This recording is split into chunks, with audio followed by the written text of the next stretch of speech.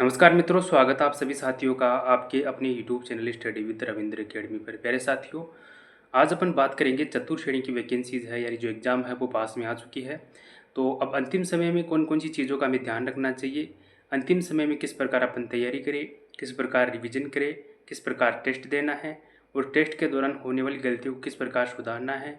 अगर आपका कोई सब्जेक्ट कमज़ोर रह रहा है तो उसको किस प्रकार कवर करना है और किन किन गलतियों को हमें नहीं करना है साथियों, इन सब चीज़ों के ऊपर अपन चर्चा करेंगे साथियों। तो आप इस वीडियो के अंत तक बने रहिए साथियों, निश्चित रूप से आपको सीखने का मौका मिलेगा साथियों।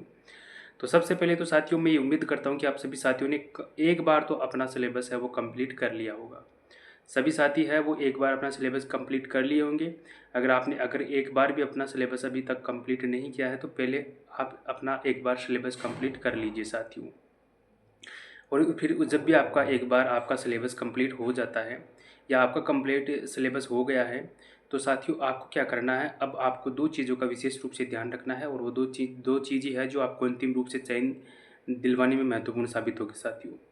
दो चीज़ कौन कौन सी है, एक तो है साथियों जो टेस्ट सीरीज और दूसरा है रिवीजन। आपको अब अंतिम समय में ज़्यादा से ज़्यादा टेस्ट लगाने हैं और रिवीजन करना है। अच्छा, रिवीजन किस प्रकार करना है साथियों, तो रिवीजन इस प्रकार करना है साथियों, आपको टेस्ट के आधार पर रिवीजन करना है। वैसे तो आप रिवीजन करते रहिए, लेकिन साथियों इसके साथ में आपको रिवीजन करने का एक तरीका मैं बता देता हूँ कि मान लीजिए आप टेस्ट दे रहे हो और टेस्ट में आपके कोई टॉपिक है वो बार बार उन टॉपिकों में से क्वेश्चन गलत हो रहे हैं। आप टेस्ट दीजिए। टेस्ट देने का तरीका पहले मैं आपको बता देता हूँ कि मान लीजिए चतुर्थ श्रेणी की जो एग्ज़ाम उसमें 120 क्वेश्चन आने हैं, आपको पता है साथियों, और आपने कोई टेस्ट दिया और उस टेस्ट में मान लीजिए आपके 70 नंबर या 70 क्वेश्चन ठीक हो रहे हैं, 80 क्वेश्चन ठीक हो रहे हैं, तो बाकी के जो भी आपके क्वेश्चन है 50-60 जो भी क्वेश्चन आपके रॉन्ग हो रहे हैं, वो क्यों हो रहे हैं, कौन से क्वेश्चन है वो गलत हो रहे हैं, और वो जो गलत हो रहे हैं उन टॉपिकों का आप एक अलग अलग से सिलेबस तैयार कीजिए। उन क्वेश्चनों वाले टॉपिक है उनको आप अलग से लिख लीजिए कि ये टॉपिक है वो आपके कमज़ोर रह रहे हैं या बार बार उन टॉपिकों में से क्वेश्चन गलत रह रहा है। यानी जो जिन टॉपिकों में से आपके क्वेश्चन गलत होते हैं उन टॉपिकों का एक अलग अलग से सिलेबस बनाइए और उनका सबसे पहले आप रिवीजन कीजिए। और जब आप उन वीक टॉपिक वाले सिलेबस का एक बार अच्छे से रिवीजन कर लोगे तो फिर आप खुद इस चीज़ को अनुभव करोगे कि जब आप अगला टेस्ट देते हो तो आपके जो नंबर है पहले से थोड़े से ज़्यादा ही नंबर आपको देखने के मिलेंगे साथियों। और साथियों यही होता है कि आपने एक चीज़ महसूस किया होगा कि बार बार टेस्ट देने के बाद उतने ही नंबर आ रहे हैं। तो इसका कारण यह है कि हम अपनी गलतियों पे काम नहीं कर रहे हैं साथियों। मैं बार बार एक चीज़ आपको कहता हूँ कि आप अपनी कमियों को अगर पकड़ लेते हो और उन कमियों को अगर एग्ज़ाम से पहले सुधार लेते हो, उन कमियों को दूर कर लेते हो, तो निश्चित रूप से आपका फाइनल सिलेक्शन होगा साथियों। क्योंकि हमारी कमियाँ यही है कि हम हमारे एग्ज़ाम से पहले हमारी कमियों को दूर नहीं करते हैं साथियों। और सबसे बड़ी चीज़ ये है कि हमें हमारी कमियों का पता ही नहीं लगता है। एग्ज़ाम हॉल में भी हम एग्ज़ाम देने जाते हैं, फिर उस टाइम पे हमारे को पता लगता है कि यार मेरा ये टॉपिक कमज़ोर था, मेरा ये सब्जेक्ट कमज़ोर था, मेरी मैथ कमज़ोर हो गई, मेरी मैथ सही नहीं हो पाई एग्ज़ाम में, मेरी इंग्लिश सही नहीं हो पाई, मेरी जीके सही नहीं हो पाई। तो इन सब चीज़ों का अपने क्या होता है साथियों, बाद में पता लगता है जब एग्ज़ाम हॉल में अपन एग्ज़ाम दे के निकलते हैं साथियों। तो क्यों ना हम हमारी गलतियों को पहले ही दूर कर लें, हमारी गलतियों से हम पहले ही हमारी गलतियों को दूर कर ले, पहले ही हमारी गलतियों से हम सबक ले साथियों। तो टेस्ट लगाइए। मैं तो कह रहा हूँ अगर आपके पास टाइम अच्छा रह रहा है, टाइम यानी आपने अच्छे से एक दो बार रिवीजन कर लिया है, तो आप डेली का एक टेस्ट लगाइए साथियों। और डेली का एक टेस्ट लगाइए और उस टेस्ट में होने वाली गलतियों को फिर आप कम से कम उनका 1 घंटा आधे घंटा उस टेस्ट का एनालिसिस कीजिए। सबसे महत्वपूर्ण चीज़ होती है टेस्ट का एनालिसिस करना, अपनी कमियों पर काम करना। तो साथियों टेस्ट का एनालिसिस कीजिए साथियों। ऐसा नहीं है कि आप टेस्ट देखकर उस टेस्ट को रख देते हो। टेस्ट में गलत होने वाली क्वेश्चनों को दोबारा से अगर उस आपने जो टेस्ट दिया अगर उसमें उसके पीछे अगर आपको जो व्याख्या दे रखी है अगर उन प्रश्नों की, तो जो गलत हो रहे हैं उन प्रश्नों की व्याख्या को वहाँ से पढ़िए। मैथ का कोई क्वेश्चन गलत हो रहा है, क्यों गलत हो रहा है उसको दोबारा से पढ़िए, उसको दोबारा से निकालिए। इंग्लिश का कोई क्वेश्चन गलत हो रहा है तो उसको दोबारा से कीजिए साथियों। कुल मिलाकर ये है कि मेरा कहने का तात्पर्य ये है कि साथियों आप अपनी कमियों पे काम कीजिए, चाहे आपको समय ज़्यादा लग जाए, लेकिन अगर आप अपनी कमियों को दूर कर लोगे तो साथियों मैं कह रहा हूँ निश्चित रूप से आपका फाइनल सिलेक्शन हो जाएगा। क्योंकि वैकेंसी बड़ी है और मैं आपको बता दूँ साथियों कि अगर आपने लगभग 90 मतलब 90 क्वेश्चन प्लस का स्कोर कर दिया आपने, या 90 के आसपास स्कोर कर दिया ना, तो आप चाहे जो कोई कैटेगरी में रहो, आपका फाइनल सिलेक्शन हो जाएगा साथियों। क्यों हो जाएगा फाइनल सिलेक्शन? इसके कई कारण हैं साथियों, मैं आपको बता देता हूँ और आप खुद भी अभी ये कहोगे कि हाँ आपने सही कहा है। तो साथियों इसका कारण ये है कि सबसे पहले तो जो स्टूडेंट तैयारी करने वाले हैं, वो सारे जितने भी राजस्थान की वैकेंसीज में जितने भी स्टूडेंट तैयारी करते हैं, उनके लिए फ़िलहाल बहुत सी वैकेंसी आई हुई है। तो सभी जो स्टूडेंट तैयारी करते हैं वो अलग अलग डिपार्टमेंट की तैयारियों में लगे हुए हैं। आपको पता होगा साथियों, अगस्त में एग्ज़ाम है पटवारी और वीडियो की, उसके बाद सितंबर में सेकंड ग्रेड और अपना जो ये फोर्थ ग्रेड का एग्ज़ाम है। तो साथियों कई कैंडिडेट, और उसके अलावा राजस्थान पुलिस का एग्ज़ाम है साथियों सितंबर में ही। तो साथियों कई साथी तो ऐसे हैं जो राजस्थान पुलिस के पीछे लगे हुए हैं, कई साथी ऐसे हैं जो टीचिंग लाइन में लगे हुए हैं, मतलब उनकी तैयारी में लगे हुए हैं, और कई साथी ऐसे हैं जो कि साथियों पटवारी पटवारी वीडियो तो खैर कोई बात नहीं, पटवारी वीडियो तो फोर्थ ग्रेड की तैयारी साथ ही हो रही है। लेकिन कई साथी तो ऐसे हैं जो टीचिंग लाइन में लग रहे हैं, वो फोर्थ ग्रेड की बिल्कुल भी तैयारी नहीं कर रहे हैं। कई साथी है जो इसका राजस्थान पुलिस की तैयारी कर रहे हैं। एक बड़ा वर्ग 5 लाख कैंडिडेट है जो राजस्थान पुलिस की तैयारी कर रहे हैं, इसका भी प्रभाव पड़ेगा साथियों, मैं कह रहा हूँ। और कई साथी हैं जो एग्रीकल्चर सुपरवाइजर की, एग्रीकल्चर डिपार्टमेंट वाले एग्रीकल्चर सुपरवाइजर की तैयारी कर रहे हैं, है ना। और इसके अलावा और भी बहुत सी वैकेंसी, पता आपको एसआई की वैकेंसी आने वाली है, फर्स्ट ग्रेड सेकंड ग्रेड की दोबारा से वैकेंसी आने लग गई है। तो दोबारा से जो भी टीचिंग लाइन में तैयारी करते हैं दोबारा उस डिपार्टमेंट में तैयारी करने लग गए। तो फोर्थ ग्रेड में मैं कह रहा हूँ इतने कैंडिडेट है ही नहीं। अगर आप 90 का स्कोर कर देते हो, या 90 के आसपास, यानी 90 नंबरों की क्वेश्चन आप सही कर देते हो, 120 में से नंबर 90 क्वेश्चन आप अगर आप राइट कर देते हो मेन एग्जाम में, या इसके आसपास सही कर देते हो, आपका फाइनल सिलेक्शन हो जाएगा साथियों। तो कुल मिला के ये है कि आप बढ़िया तरीके से पढ़ते रहिए। और मैं कह रहा हूँ साथियों 90 नंबर कोई ज़्यादा नहीं है, 90 क्वेश्चन कोई ज़्यादा नहीं है, 90 क्वेश्चन आप आराम से कर सकते हो साथियों। तो ये हैं, और बाकी ये है कि मॉडल पेपर किन के लिए अगर आए, तो मॉडल पेपर मैं आपको पहले बताया था, और मैं बता देता हूँ आपको कि अगर आप थोड़ा स्टैंडर्ड या अच्छे लेवल का एग्जाम वो टेस्ट देना चाहते हो, तो आप उत्कर्ष के मॉडल पेपर ला सकते हो, जिसमें एक थोड़ा अच्छा उन मॉडल पेपर का एक अच्छा लेवल है साथियों। वह उत्कर्ष के मॉडल पेपर है वो ईजी नहीं है, अगर आप ऐसे मानो कि वो उत्कर्ष के मॉडल पेपर ईजी है, तो मतलब इतना जो 10th लेवल के एग्ज़ाम के लिए उन्होंने जो मॉडल पेपर बनाई है वो थोड़े अच्छे लेवल के ही बनाई है साथियों। लक्ष्य के मॉडल पेपर आप ला सकते हो। इसके अलावा आप जो जो अपनी जो पढ़ाई वाले जो सर हैं वो रोहित सर, उनके आप मॉडल पेपर ला सकते हो। इसके अलावा जो अभी आशु जी के ट्रिक वाले सर हैं, उन्होंने भी एक मॉडल पेपर वो निकाल रहे हैं, तो वो भी आप ला सकते हो। तो इन 4 मॉडल पेपरों में से कोई भी आप मॉडल पेपर लगाइए, और ऑफलाइन टेस्ट दीजिए साथियों। ऑनलाइन के चक्कर में मत रहिए, क्योंकि हमारा एग्ज़ाम ऑफलाइन है, तो ऑफलाइन वाली जो स्थिति रहती है वो अलग होती है, ऑनलाइन वाली स्थिति अलग रहती है।